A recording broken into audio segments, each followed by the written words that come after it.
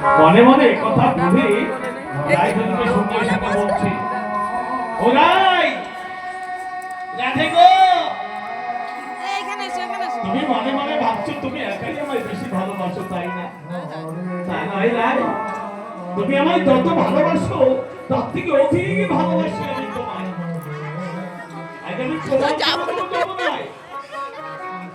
ও রায়ধনী,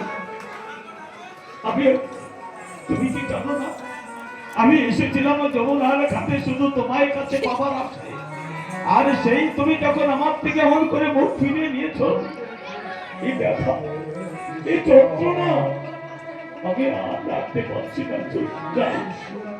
তাই তুমি দেখো না, তোমায় ভালোবেসে তোমার কাছে না পেয়ে তোমার এই বিরোহী 10 টাকা দেবো, দেবো 10 টাকা। এই যমুনার মাঝে আশিরাই, আর হয়তো তোমার সঙ্গে আমার দেখা হবে না।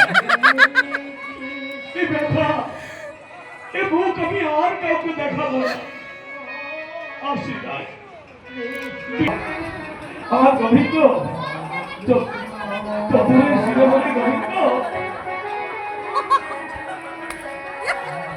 রাজনীকে শুনে শুনে আমার কথা বলছে, বলে আমার জীবন করতে শুরু করেছে। আশিরাই, আশিরাই, চলে যাই, আমি চলে যাই।